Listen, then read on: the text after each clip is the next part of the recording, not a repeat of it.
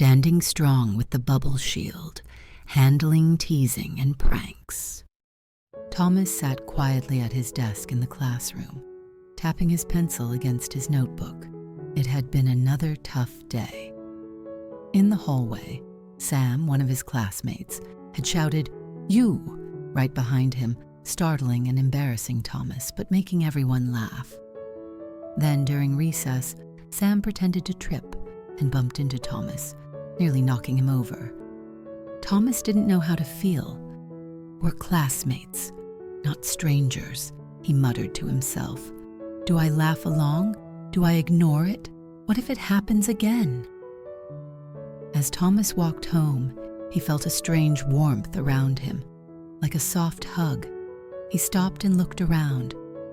To his surprise, a shimmering, translucent bubble had appeared, glowing faintly. What is this?" Thomas whispered. "I'm your bubble shield," the bubble replied, its voice kind and steady. "My what?" "Your bubble shield," it repeated. "I'm here to protect your feelings and personal space. I'll help you decide how to handle things like Sam's pranks." Thomas frowned. "But how do I know when to take it seriously or let it go? Sam is my classmate. I don't want to ruin the relationship, but also can't just ignore him." The bubble shield pulsed gently. "Your feelings will guide you. I'm connected to them. When someone's actions feel like a light tap, it's playful, and you can decide to laugh along. But when it feels like a push, it's time to take action to protect yourself." Thomas thought back to Sam's loud "you" in the hallway. It didn't hurt, but it felt weird, like he was trying to make me the joke. "That's when I step in," said the bubble shield. "When you feel uncomfortable, I'll help you figure out what to do next." The next morning in the hallway, Sam shouted "You" again, his voice echoing through the lockers. This time, Thomas felt his bubble shield tingle lightly, reminding him to stay calm. Thomas turned with a grin and said, "Wow, Sam, did you take a master class to yell that loud and get a medal for it?" Sam blinked, surprised, then laughed. Others nearby laughed too, and the moment passed without feeling heavy. "See," the bubble shield said softly. "Sometimes a playful response can deflect the situation without letting it stick." At recess, Sam stumbled toward Thomas again, pretending to trip and bump into him. This time, Thomas's bubble shield buzzed more strongly. The feeling wasn't light, it was heavy and uncomfortable. "Okay, Sam," Thomas said, standing firm. "You need to stop doing that. It's not funny anymore." Sam smirked and replied, "I think it's funny." Thomas's bubble shield glowed brighter. "Remember, your feelings matter. You can repeat your boundary," it whispered.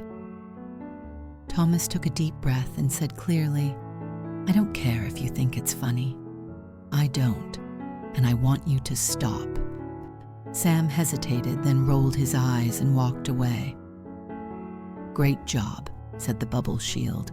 "Sometimes people need to hear your boundary more than once. The important thing is that you stood your ground."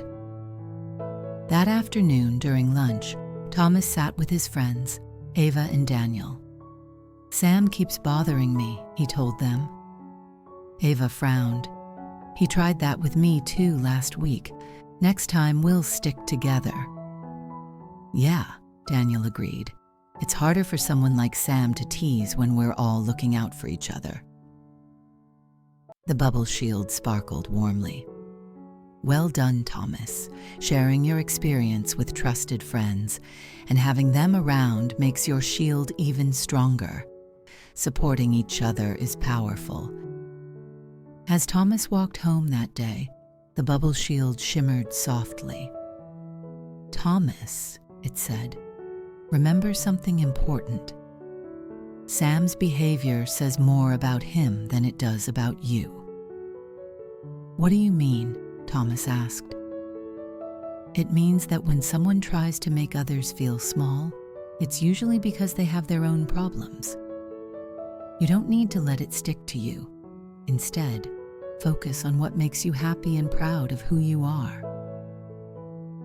Thomas thought about how much he loved drawing comics, how Miss Carter had praised his artwork, and how his friends always laughed at his funny comic sketches. "You're right," Thomas said with a smile. "I have a lot to be proud of." The bubble shield glowed brightly. That's the spirit. Keep focusing on the things that make you strong. The next day, during recess, Thomas noticed Sam staring at him but didn't feel nervous. His bubble shield hummed lightly, reminding him he had the tools to handle anything. But later, when Sam tried to tease him again, Thomas calmly told him to stop, and then went to talk to Ms. Carter. "Sam keeps teasing me even after I've asked him to stop," Thomas explained. Ms. Carter nodded thoughtfully. "Thank you for telling me, Thomas. I'll make sure we address this." Over time, Thomas noticed Sam bothering him less and less. With his bubble shield protecting him, he felt more confident. He had learned how to decide how he felt, respond, and get support when needed. "I like having you around," Thomas told the bubble shield one day. "You've always had me," the shield replied.